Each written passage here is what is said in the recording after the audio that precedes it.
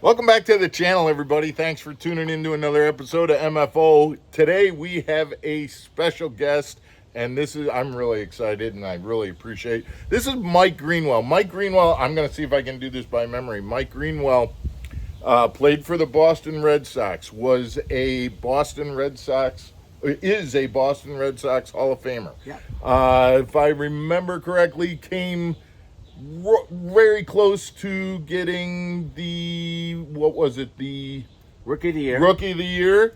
What was the year that Jose Canseco? What was that? Well, I lost the Rookie of the Year to Mark McGwire in 1987, and then 1988 I lost the MVP to Jose Canseco. Right. I mean, outfielder.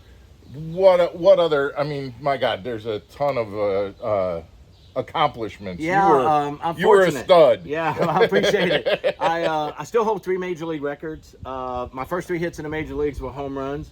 Boy, you want to talk about a career going downhill, Mark? How do you top that, right? Well, guys, we're gonna come back and we're gonna talk to Mike Greenwell, the fisherman. He's moved from professional baseball and NASCAR to now fishing on the Invitationals. We'll be back. We'll talk to Mike Greenwell.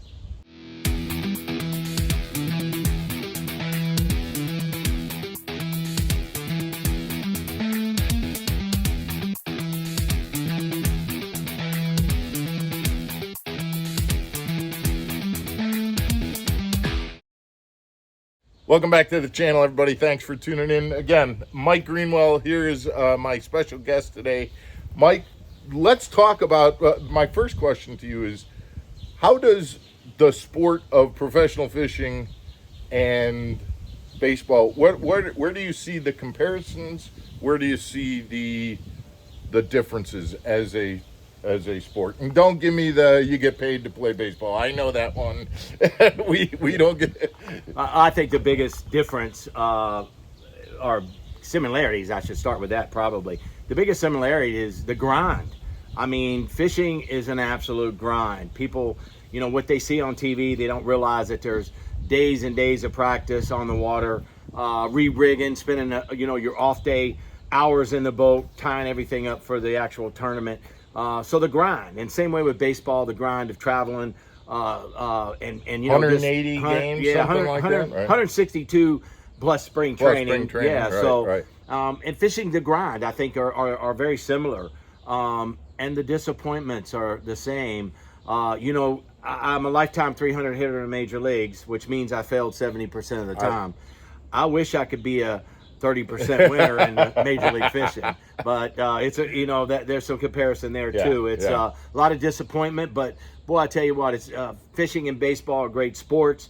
They motivated me, and I'll tell you what, I've always wanted to do this, and I fell in love with it a few years ago. And getting a chance to fish the invitationals against guys like you and really some of the best pros in the world, it's super exciting. Right, and we're here at St. Clair this week, and talk about an all-star cast of fishermen here for this last event at St. Clair. We got a bunch of sticks at this tournament. I mean, whether you're talking about Wheeler or a lot of even guys from BASS have come out to fish this last event. So it's going to be a slugfest for sure.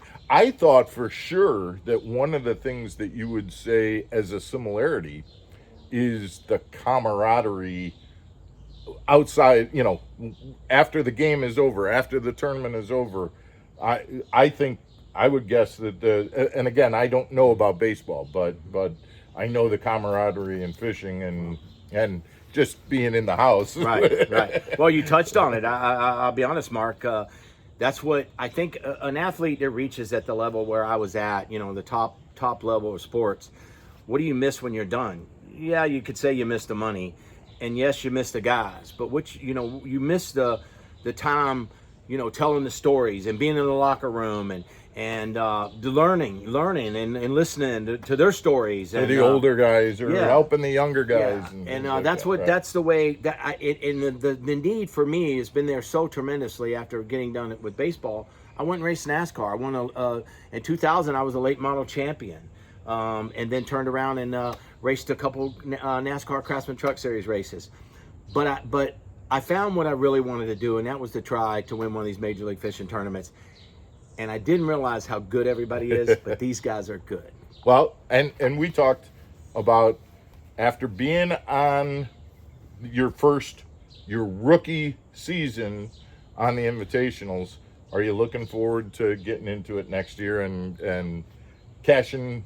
I'm not going to say cashing that first check, because I think this tournament could be your first check tournament. It could be, and that's what brings you to every tournament, right? Is that the fact that you get to cash a check. And I did well at some local tournaments as I was working my way up, and got an opportunity to do this. And I thought, man, to get fish against the best in the world, that's a dream. And so it's exciting to come to every trip to see the new lakes. Every lake is new to me. I never caught a smallmouth bass until this year. Yeah. So that's it's a different. But you never know when that wind or that great day's around the corner. We're all thrown out there, and anybody can catch them. What's your one takeaway that you've learned this year that you're going to say, all right, next year this is the thing that I got out of my first year that I'm either going to do differently or that I'm going to pay more attention to? I think the biggest thing for me is I had almost 90% casting rods. I didn't know. I might have one spinning rod on. And if you look at my boat today, we gotta show this. Nothing but spinning rod. That's the deck now. So yeah. So it's just learning. It's learning the different techniques and learning how to live scope and live scope efficiently. Everybody. I think there's such a misconception about live scope. You can put them on your boat. I've had one on the boat. That doesn't mean that you're good at it. I've had one for years.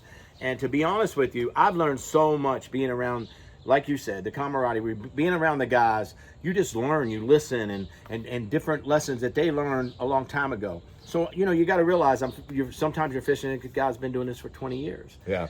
So it's exciting. But we get to face those young guys too, and they're pretty good at this. Yeah, they're really good at it. They really are. Absolutely.